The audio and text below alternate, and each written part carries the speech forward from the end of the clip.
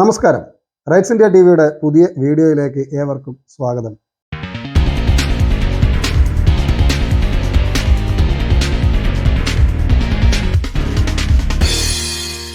പഞ്ചഭൂത സിദ്ധാന്തം അതെന്ത് സിദ്ധാന്തമാണ്? ഒരു ശരീരത്തെ ഒരു ഉൽപ്പന്നം എന്ന നിലയിൽ കാണുന്ന, ആ ഉൽപ്പന്നത്തിൽ എന്തെല്ലാം തരത്തിലുള്ള റിപ്പയറിംഗ് വർക്കുകൾ നടത്താൻ കഴിയും, അതിനെല്ലാം വലിയ കച്ചവട സാധ്യത കാണുന്ന, തികച്ചും ആധുനികമായ ഒരു വീക്ഷണകോണിൽ നിന്ന് നോക്കുമ്പോൾ പഞ്ചഭൂതം എന്നെല്ലാം പറയുമ്പോൾ അതെല്ലാം വളരെ പ്രാകൃതം, പ്രാചീനം എന്നൊക്കെയാണ് ആധുനിക വൈദ്യശാസ്ത്രത്തിൻ്റെ പല വക്താക്കളും കരുതുന്നത്. എന്നാൽ ഇതിനെല്ലാം ഘടകവിരുദ്ധമായി ഒരു അലോപ്പതി ഡോക്ടർ, അതും അദ്ദേഹം മുംബൈ ഹോസ്പിറ്റലിലെ ചീഫ് ഡയബറ്റോളജിസ്റ്റാണ്, അദ്ദേഹം ഈ പഞ്ചഭൂത സിദ്ധാന്തത്തെക്കുറിച്ച് വളരെ ലളിതമായി എന്നാൽ ആഴത്തിൽ നമുക്ക് പറഞ്ഞു തരിക എന്ന് വെച്ചാൽ അത് നമുക്ക് കിട്ടാവുന്ന ഏറ്റവും വലിയ ഒരു സൗഭാഗ്യകരമായൊരു ഒരു അനുഭവമാണ്. പാലക്കാട് ഒലവക്കോടുള്ള അകത്തേത്തറയിൽ കേരളത്തിൽ ഗാന്ധിജി സന്ദർശിച്ചിട്ടുള്ള അപൂർവം ചില സ്ഥലങ്ങളിൽപ്പെട്ട ഒന്നാണ് അകത്തേത്തറയിലെ ശബരി ആശ്രമം.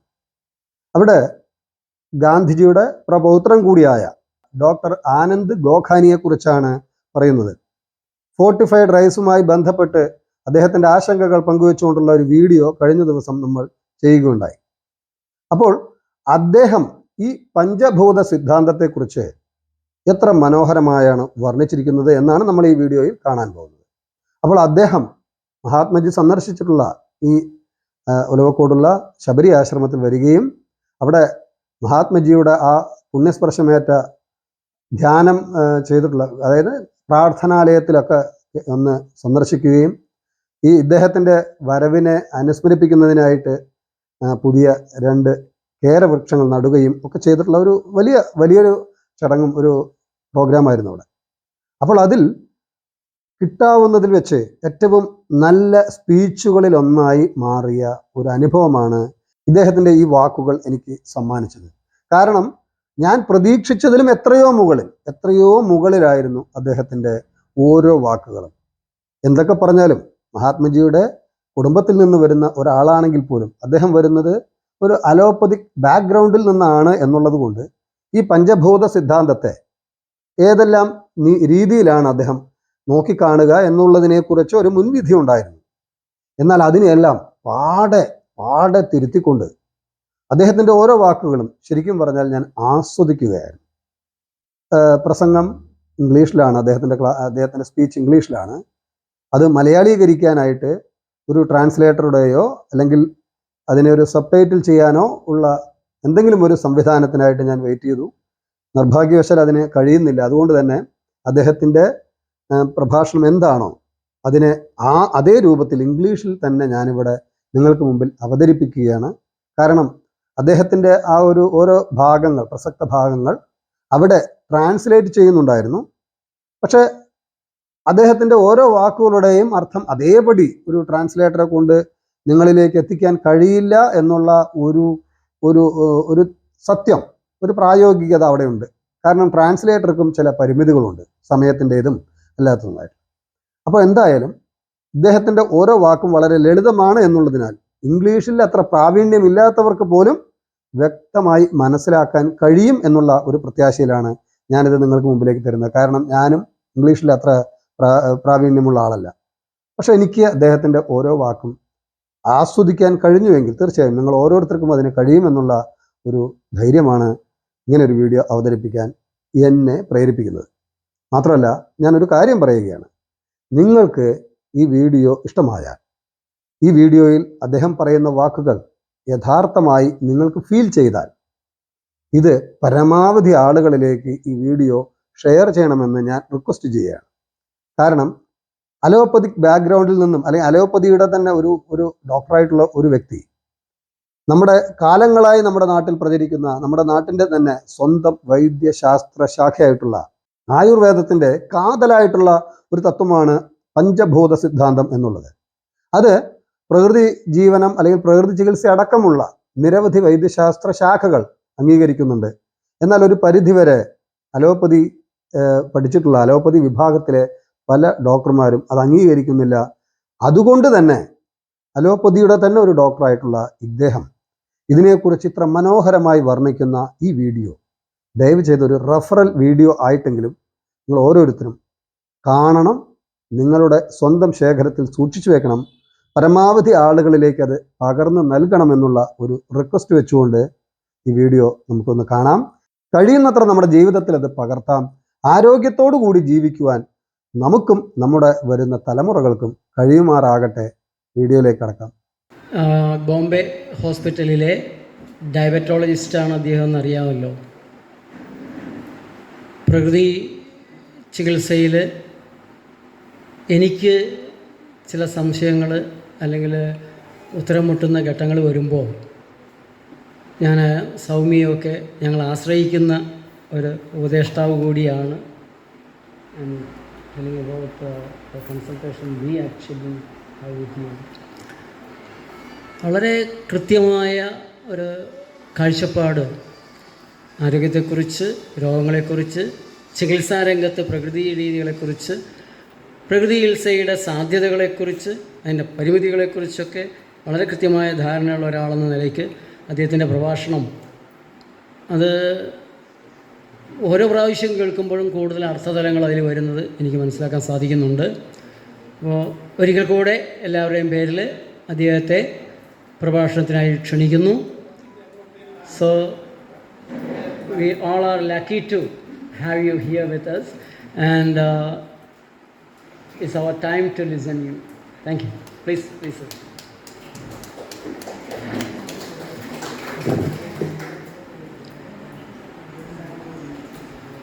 Thank you, Dr. Jacob, for first in giving all your encouraging words, and second for inviting me here to talk on this subject. Many of the talks that I have given, many of the subjects that I have dealt with, fortunately for me, have started in Kerala. So, though I live in Bombay, many subjects have been provoked by coming to this state and meeting all my friends who live over here. Today's subject is the 5 elements, Panch Mahabhut, which make up our human body. If you see a human body, a human being, is okay? Yeah. The human being is different from human body. The human body is only the body. The human being is body, mind and soul. And all 3 cooperate with each other. I will tell you by and by how they cooperate, but the important thing is that the human being is made of 5 elements, of which the same 5 elements make the world. So if you say the world is a macrocosm which contains everything in very large amount, human being is a microcosm, a small fraction of this whole world, but it is exactly the same as the whole world. The world is made from solid land, earth, water, fire, air and sky. Earth, water, fire, air and sky. Now I'm going to explain to you how these 5 also make up the human being and how they can be used to our advantage to remain in good health as well as to repair ourselves when we became in bad health. So let's take first the relationship between body, mind and soul. Many times I ask young people, like college students, said, what is a human being? So they say body and mind. So I said, is that it? So they say, yes, that body and mind. Then I say, what about the soul? He said, yeah, there is a soul also. So I said, do you know anything about the soul? He said, no, I don't know much. I said, when will you know about it? He says, I don't know. It's not important. It's not is something we leave for old age. So I said, it's interesting to note that if you don't know about it, you are saying, I will deal with it in old age, and now you're only dealing with body and mind. Then I asked him, I said, do you know what the relationship between these three things is? They tell me many things, but I haven't ever got first shot right answer. So I'm going to give you, because we have less time today, and today I was told that we just have a trailer, not full-length movie. So I spent 1 hour trying to explain to you the trailer of this subject, because the whole subject can take up to 4 hours to discuss in detail. So the body, mind and soul story goes like this. When my children were about 14 and 15 years old, my elder son was 15 years old. He finished his 10th standard, and the younger one was 12 years old. He was not in any board exam still, but he had finished his exams. I had told them that if you do well in your studies, I will give you a present. So they went and they talked with my wife, and they discussed and said, if we do well, and Papa said he's going to give us a present, what present shall we ask? Now all three of them like to watch television. And first we had only this normal box television, when we had to have an antenna on the top and keep adjusting the antenna and keep adjusting the vertical and horizontal bars in the back till you get a clear picture. And if not, you send somebody to the terrace to adjust the big antenna. So that was the kind of TV we had, and we used to enjoy that. Then the new television came, which was a plasma television, and it had huge screen, and it was a flat screen, not a box. And the children said, Papa, you said present, you have to give us this new TV. And I know it was expensive those days. It was 75,000 rupees or something. So I said, no, we'll see. First you get your results. They got the results. They both did very well. They said, Papa, promise is promise. So I said, okay, you get it. So they brought this sleek grey television, very beautiful looking, and it was kept in that house. And all the neighbors were told, we have new television, so you come home and see it. So everyone came home, see the television, they looked at it and said, oh wow, beautiful, looks very nice. But after 2 days they say, what use is this? We want to see picture on this.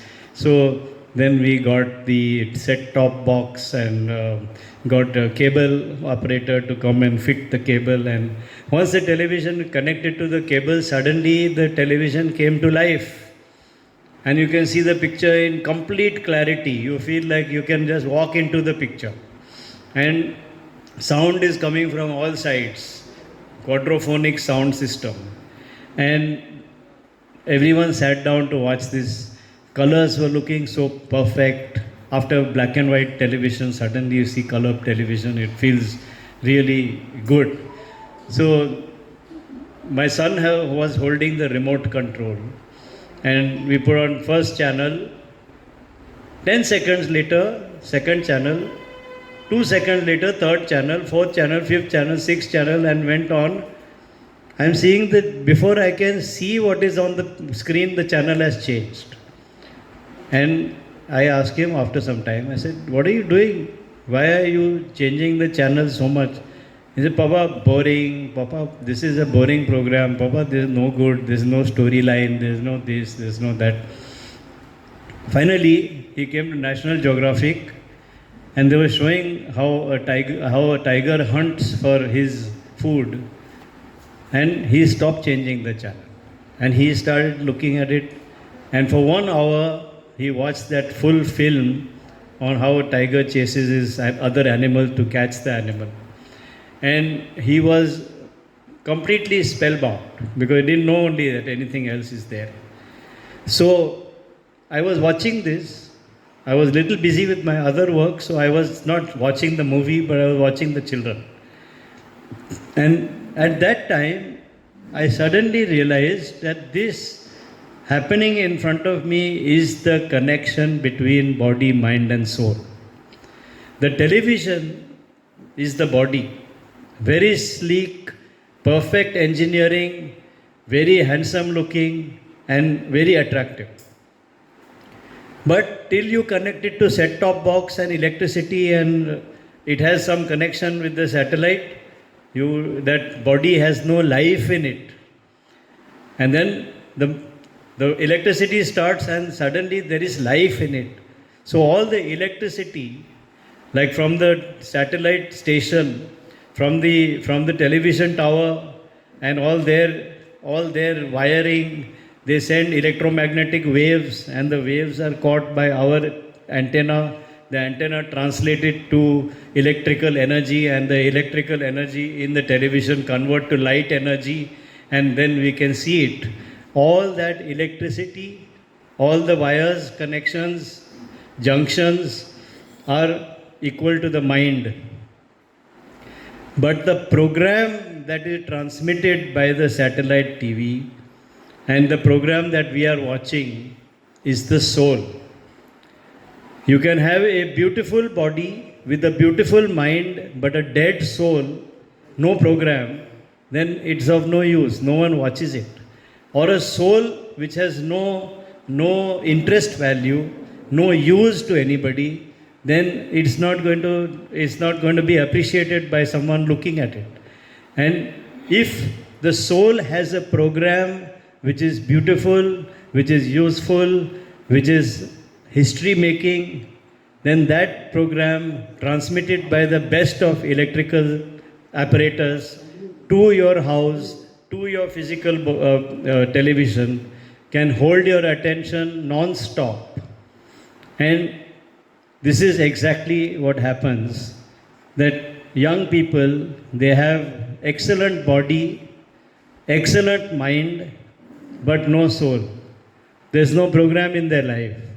They're just whiling away their lives, just wasting their time, and that is the biggest tragedy.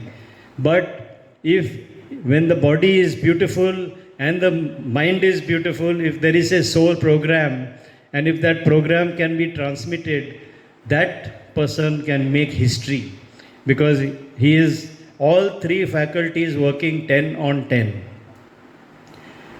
What happens is, when soul becomes 10 on 10, when we have a program, that time the electrical connections have become weak, and therefore to transmit it is becoming difficult. If the electrical connections are good, the body has become worn out. Sometimes the knobs on the television have fallen off. The remote control is not working. So you may have a fantastic soul or a fantastic program, and you may have fantastic mind, but your body has become useless. So then also the world cannot see your program.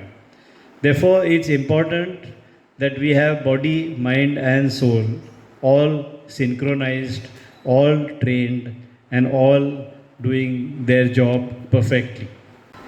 So now we come to the 5 elements, having understood how the body, mind and soul cooperate with each other, and why it is so important to learn about body, mind and soul at a young age, so that you can have your whole life to use it, rather than learn about it at a late age when you can't use it at all, and if you can use it also, it's not to the best effect. So let's take earth for example. Our body is made out of earth, water, fire, sky and air. So I deal with each one of them, and I tell you how they can be used in everyday life, and how they should be used in disease states, and how we can use them so conveniently, and why they all come under nature cure. So when it comes to earth, earth is very simple. Earth is the physical. Physical can be touched, felt, seen and so on. So our body is what we can touch, feel, see, and it can be experienced. So if this body wasn't there, and if only my soul was standing here, you won't be able to see me. You won't even be able to hear me. but I will feel that I am telling you something. So, physical necessity is there, and that physical is made from earth. It's made from earth and water and air and sky, but we talk about earth. And the way earth contributes to make our body is through the food, because earth produces food. And the earth produces food, so we get fruits, salads, sprouts, vegetables, nuts, dry fruit, and honey, garlic, coconut, and so many other of these separate individual foods. These are the list of good foods which, when consumed, will make a good body. Then man has used his intelligence over his instinct, where inside him God had given, he said, you feel hungry, I made food for you. It's on the tree, go to the tree and take it and eat it. So if you want to eat a banana, you can go to the tree, take a banana and eat it. You don't have to make anything out of it. You want to eat a carrot, you go to the ground, pull out a carrot, wash it and eat it. You get everything out of it. You want honey, you go to a honey bee, you move the bees away and take the honey. So you got honey also. So all these are natural foods. But man used his intelligence. He took sugarcane, he put sugarcane through juicer. He made the juicer nice and strong. He made juicer out juice, make juice out of it. Then he boiled the juice and drive away the water and kill the vitamins. So now he has only sugar and minerals. Then he processed that sugar minerals in a special way and separated the sugar and separate the minerals. Now sugarcane has become sugar. Then you make sweets out of the sugar by combining the sweets with, you combine the sugar with milk, or you combine the sugar with wheat, or you combine sugar with something, make sweets out of it. And then now we start eating the sweets. So that kind of food is not balanced food, it's not natural food, and as a result, man started getting sick. So the principle is that you need to, when you are well, you stick to nature, you stay well.